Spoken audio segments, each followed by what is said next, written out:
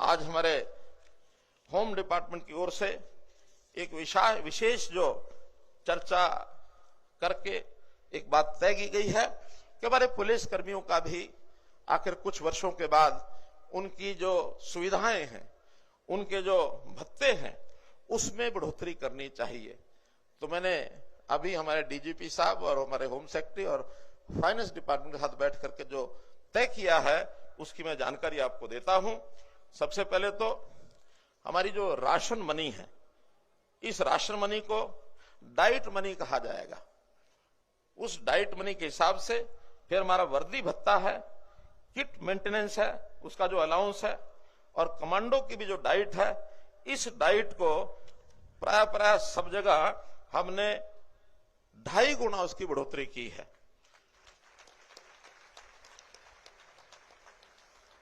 ये जो वर्दी भत्ता है, अभी तक डीएसपी को भर्ती होते समय सिर्फ एक बार 5,000 रुपया मिलता था, लेकिन जैसे इंस्पेक्टर सब इंस्पेक्टर को मिलता है, अब डीएसपी को भी वर्ष में 10,000 रुपया वर्दी भत्ता ये भी मंजूर किया गया है।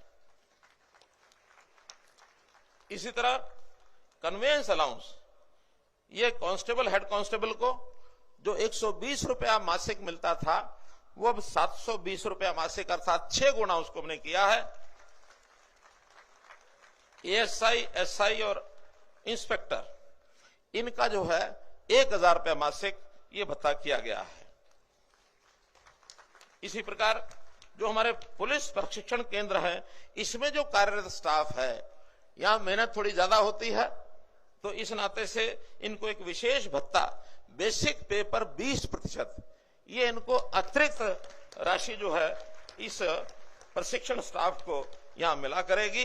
भाइयों बहनों, आपके इस प्रशिक्षण के समय आपने बहुत मेहनत करके इस ट्रेनिंग को लिया है। प्रशिक्षणार्थ आइए, सेवार्थ जाइए, ये एक मोटो लेकर के हम यहां से जाएं, समाज सेवा करें। आपको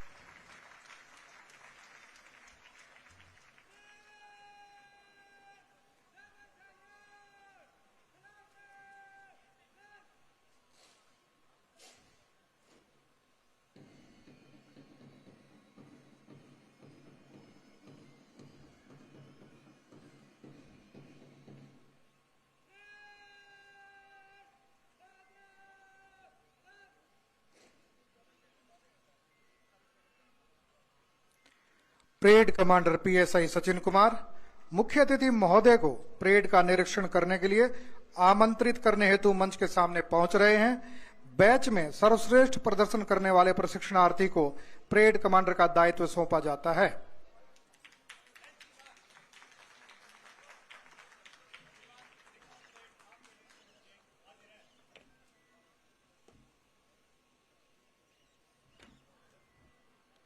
मुख्य अतिथि महोदय ने परेड कमांडर का आग्रह स्वीकार किया।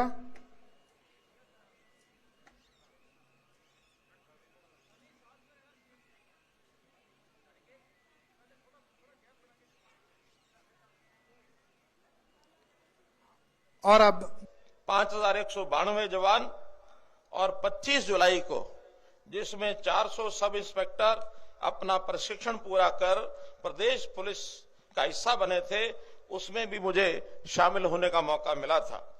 आज जैसा बताया गया कि 441 सब इंस्पेक्टर कुशल और सक्षम एक प्रकार से अपनी ट्रेनिंग पूरी करके इस पुलिस परिवार में शामिल हुए हैं।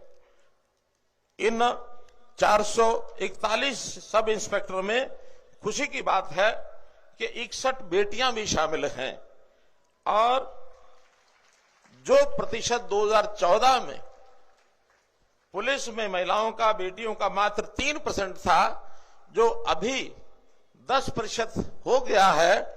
और अगर वर्तमान बैच की हम बात करें तो ये लगभग जो हमारा लक्ष्य तय किया हुआ 15%, उसके बहुत नजदीक पहुंचे हैं। इसलिए इस अवसर पर बेटी बचाओ बेटी पढ़ाओ और बेटियों की सुरक्षा के लिए पुलिस बल में ये बेटियों का जो योगदान है, इसको भी मैं सलाम करता हूं। हमने इस प्रकार की नौकरी में जैसा बताया गया कि टीआरपी, ट्रांसपेरेंट रिक्रूटमेंट प्रोसेस, इसके आधार पर यह भर्ती की है और इस भर्ती से एक प्रकार से योग्यता को पैमाना मानकर आप सब लोगों को यहां लाया गया है। आप सब लोग अपनी योग्यता के आधार पर यहां पहुंचे हैं।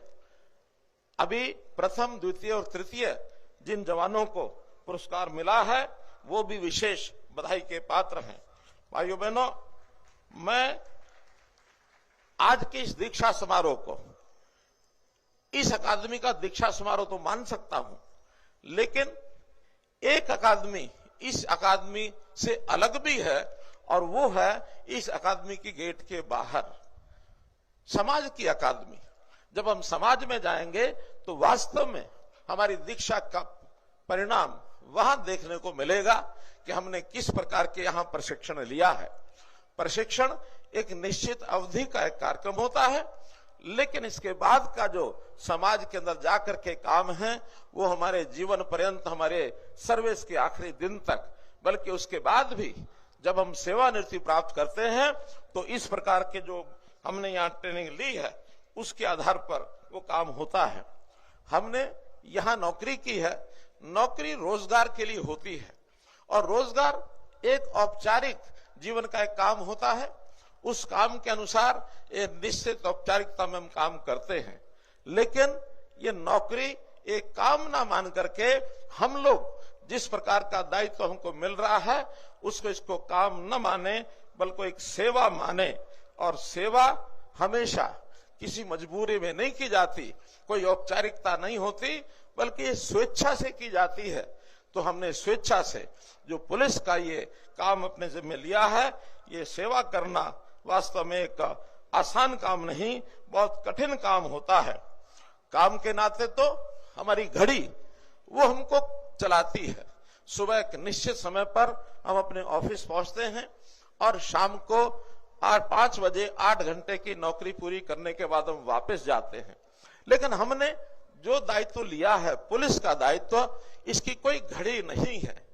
मैं भी आपकी तरह मित्रों, भाइयों बहनों, घड़ी कभी नहीं रखता, बल्कि सेवा भाव से जो पूरा काल चक्र 24 घंटे का है, लगातार सेवा के लिए अलर्ट आप और हम दोनों मिलकर के रहते हैं। इसलिए घड़ी की ओर देखने वाला व्यक्ति वो केवल नौकरी करता है, लेकिन जो घड़ी की ओर नहीं देखता, हम चाहे अपनी ड्यूटी पर हैं, चाहे कहीं अपना अन्वेषण कर रहे हैं, कहीं सड़क पर खड़े हैं, कहीं ऑफिस में बैठे हैं, कहीं घर में हैं, किसी भी स्थान पर हैं, हमेशा अलर्ट रहते हैं 24 घंटे कि कब कौन सा क्षण आ जाए जब हमको दौड़ करके और उस काम के लिए आगे बढ़ना पड़े।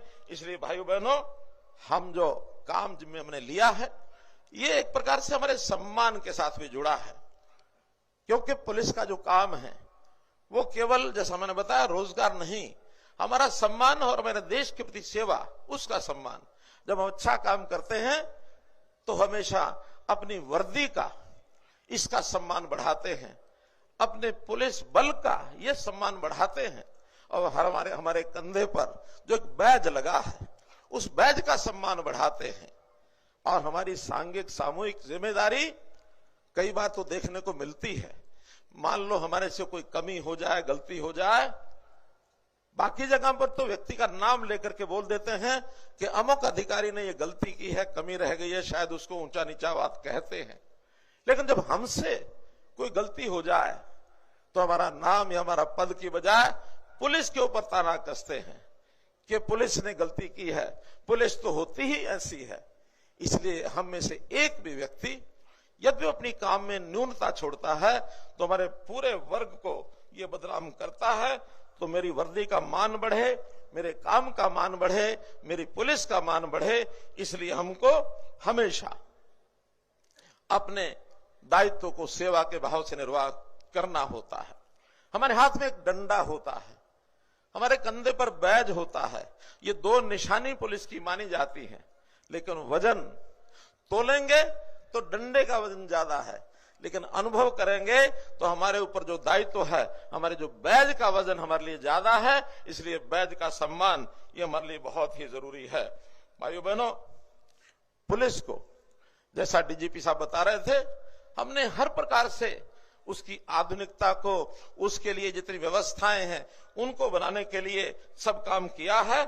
आज बदलने की जो आवश्यकता हर चीज में है, उसमें चाहे हमारी आधुनिक तौर पर, इसके वैज्ञानिक तौर पर इसकी कल्पना की गई हो, चाहे मनोभाव में आज विशेष तौर पर संवेदनशीलता ये कायम करने की बात हो, इस ओर हमको आगे काम करना होगा।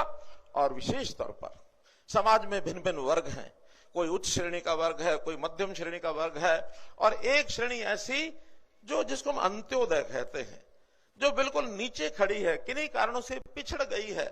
अपने जन्म के कारण से किसी परिवार में उसने जन्म लिया, किसी जाति में लिया, किसी इलाके में लिया, लेकिन उसके मुख में जबान भी नहीं है। अन्याय का सबसे ज्यादा शिकार वो वर्ग होता है जो पिछड़ा हुआ है। हम हमेशा मदद करने की ओर अगर आगे बढ़ते हैं तो ध्यान रखें, जिसके मुंह में जबान नहीं है उसकी मदद हमेशा हमको करनी चाहिए, तभी हम उस सेवा का जो भाव है उसकी ओर आगे बढ़ेंगे। भाइयों बहनों, एक मैं पुलिस विभाग को सुझाव भी देना चाहता हूं, हमारे डीजीपी सुन रहे हैं। अभी तक हम अपने अधिकारी, सिपाही, हेड कांस्टेबल की तरक्की करते हुए और उनको स्टार की ओर ले जाते हैं। ये inspector, sub inspector, ASI 1 star है, 2 स्टार है, ये 3 स्टार है, या डीएसपी है, या एसपी है, या डीजीपी है, एडीजीपी है, उनके स्टार बढ़ते चले जाते हैं। लेकिन ये व्यक्ति की पहचान के लिए तो ठीक हो सकता है। जिस परिसर में हम काम करते हैं वो है हमारा थाना, उस थाने का, उसका भी हमको ध्यान करके उसका अपग्रेडेशन करना चाहिए। उस थाने में वातावरण क्या है, वहां काम करने वाले सभी, उसमें अधिकारी कर्मचारी भी आएंगे, वहां का स्वच्छता भी आए, वहां सुंदरता भी आए, वहां का भवन भी आए, तो क्या हम थानों को स्टार दे सकते हैं? क्या हम थानों को स्टार दे सकते हैं? ये स्टार नंबर 1 का, ये 2 डबल स्टार, ये 3 स्टार, ये 4 स्टार, 7 स्टार तक वर्गीकरण करना चाहिए, ताकि थाने के बाहर ही लगा हो कि ये थाना 3 स्टार है, 4 स्टार है, 5 स्टार है, ताकि व्यक्ति का विश्वास उस थाने के अंदर उतना ही ज्यादा बढ़ेगा और हम में काम करने की प्रेरणा भी कि हम अपने थाने को कितने स्टार लेके जाना चाहते हैं।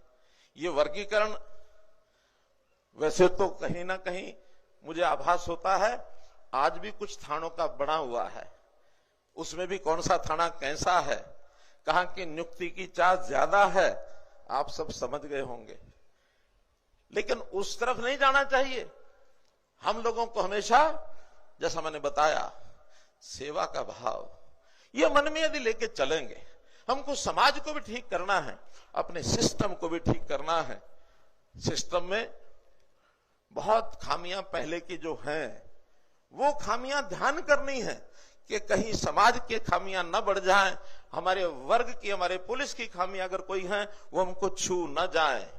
हमारी प्रशिक्षण आज हुआ है, हमारे अंदर नए प्रकार की प्रेरणा, उत्साह है।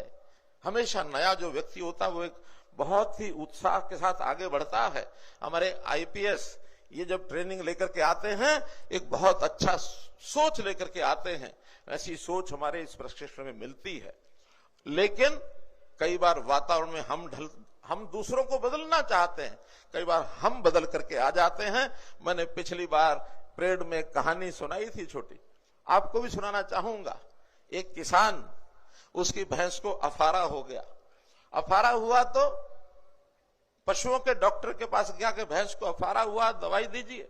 उसने एक मोटी सी गोली दे दी और मोटी गोली कहा कि भैंस को खिलाओ। किसान ने पूछा कैसे खिलाऊं? एक पाइप ले लो, लोहे का या बांस का छोटा पाइप, वो पाइप का एक सिरा भैंस के मुंह में डालो, उसके अंदर गोली डालो और दूसरे सिरे पर जोर से अपना मुंह लगा करके और फूंक मार दो ताकि वो गोली भैंस के पेट में चली जाए। दौड़ा दौड़ा किसान भैंस के पास गया, पाइप लिया, पाइप भैंस के मुंह में लगाया, गोली डाली और जोर से जो फूंक मारने लगा किसान फूंक मारता, इससे पहले भैंस ने फूंक मार दी और वो गोली किसान के पेट में चली गई। तो कई बार परिवर्तन करते समय हमको मनोबल ऊंचा करना चाहिए। हमको जिसको जो संभालना सिखाना है वही सिखाएंगे, किसी कमी के हम शिकार न हो जाए। इसलिए मित्रों, भाइयों बहनों, इस सकारात्मक सोच से यदि आप आगे बढ़ेंगे तो निश्चित रूप से इस अपराध की वृत्ति को हम रोक पाएंगे। जो अपराध की वृत्ति रोकने के लिए हमारे बहुत से विंग बने हैं। जैसा भी बताया गया कि हरियाणा स्टेट में हमने एक एनफोर्समेंट ब्यूरो ये भी बनाने की योजना की है, ताकि हम तरह तरह के अपराध जिसमें बिजली चोरी, अवैध खनन, आबकारी अपराध, ओवरलोडिंग, यातायात नियमों का उल्लंघन करने के मामले, अवैध कॉलोनियां, ये सब अपराध जो है किस प्रकार से हम समाप्त कर सकते हैं। साइबर के अपराध के लिए हमने साइबर थाने ये भी जगह जगह खोले हैं। तो इस नाते से हम लोग जो इन कामों में आगे लगे और समाज की कुछ बुराइयां, कुरीतियां, उनको भी हमको दूर करना है। जैसे आपको ध्यान में होगा, अभी हमने हरियाणा में 1 से लेकर 25 नंबर तक एक साइक्लोथॉन, जिसमें लाख से ऊपर साइकिलिस्ट ने भाग लिया था कि किस प्रकार से हरियाणा को हम ड्रग फ्री हरियाणा, कैसे हम नशा मुक्त हरियाणा ये बनाएं। तो ये एक बहुत बड़ा ऐसा काम है। इसमें पुलिस ने हरियाणा राज्य नारकोटिक्स कंट्रोल ब्यूरो की स्थापना की है। हम सब लोगों को भी इसमें लगना होगा, सामाजिक बुराई को दूर करना होगा। सामाजिक बुराई को दूर करने से पहले एक चेतावनी भी, एक बार एक महिला एक संत के पास गई कि महाराज मेरा ये बेटा गुड़ बहुत खाता है, इसको गुड़ छुड़वा दीजिए। महात्मा ने थोड़ा बच्चे की तरफ देखा, बाद में कहा कि माई 1 हफ्ते बाद आना। हफ्ते बाद फिर वो गई, माई ने फिर वही कहा और संत ने वही कहा 1 हफ्ते बाद आना। तीसरे सप्ताह फिर गई, माई ने भी वही कहा, संत ने भी वही कहा 1 हफ्ते बाद आना। 4 हफ्ते बीतने के बाद और उस बच्चे को संत ने बुलाया कि बेटा इधर आओ, गुड़ खाना अच्छी बात नहीं है, गुड़ छोड़ दो। बच्चे ने कहा ठीक है महाराज। अब बच्चे ने गुड़ खाना छोड़ दिया। उसके अगले 7 दिन बाद वो महिला संत के पास जाते कि महाराज ये बात तो आप पहले दिन भी कह सकते थे। अब ये बात ऐसी मैं गंभीरता से आपको बता रहा हूं, समझने वाले समझ जाएंगे। उन्होंने कहा कि माई जिस दिन पहली बार आई थी उस दिन मैं गुड़ खाता था, मैंने 4 सप्ताह लगा करके ये गुड़ छोड़ा है। आज मुझे ताकत मिली है, बल मिला है कि मैं इस बच्चे को कह सकता हूं कि गुड़ मत खाइए। ये प्रेरणा तभी बच्चे को मिली है। हम भी अगर कोई एक्शन लेना चाहते हैं किसी बुराई को दूर करने के लिए, तो हमारे एक्शन में बल कब आएगा? जब उस चीज से स्वयं अपने आप को दूर रखेंगे। स्वयं अपने आप को दूर रखना होगा। कोई समाज की बुराई वो पहले हमें संभलना है, हमारे बाकी साथ के लोगों को संभलना है, फिर हम समाज में एक्शन लेना हो तब भी और उनको परस्यू करना हो तब भी, तभी जाकर के ये सब होता है। मैं एक घोषणा ये करता हूं कि शिक्षा के लिए हम तो यहां तक बढ़े हैं, हमारे परिवार के बच्चे आगे बढ़े, तो जितने भी हमारे पुलिस लाइंस हैं, डीजीपी साहब वहां हर एक पुलिस लाइंस में एक ई लाइब्रेरी जरूर खुलवाइए, ताकि जो बच्चे हैं हमारे इन जवानों के, हमारे पुलिस के लोगों के, इनके बच्चे भी पढ़ाई में अच्छे कर सकें। इन पुलिस कर्मियों की स्वास्थ्य जांच ये भी लगातार कराते रहें, क्योंकि स्वास्थ्य अच्छा है तो निश्चित रूप से हम लंबे समय तक हम अपना काम करेंगे। और स्वास्थ्य के लिए जहां तक संभव हो योग पद्धति और आयुष पद्धति इसका ही सहारा लेना चाहिए। इससे जीवन लंबा होता है, व्यक्ति स्वस्थ रहता है। एक योजना हमने सेवानिवृत्त जो पुलिस कर्मी हैं उनके लिए प्रहरी योजना हमने चलाई थी कि 80 वर्ष से ऊपर के जितने समाज में ऐसे लोग हैं उनकी सबकी देखभाल, उनके घर जाना, उनके परिवार या व्यक्ति खुद है, उनकी पत्नी है, उनका और भी कोई, कई बार लावारिस ऐसे माता पिता को छोड़ करके बच्चे मस्त हो जाते हैं, उनकी सेवा भाव करने वाला कोई नहीं होता, तो उनकी देखभाल ठीक हो जाए। प्रहरी योजना में भी हमको हर संभव मदद करनी चाहिए। मित्रों,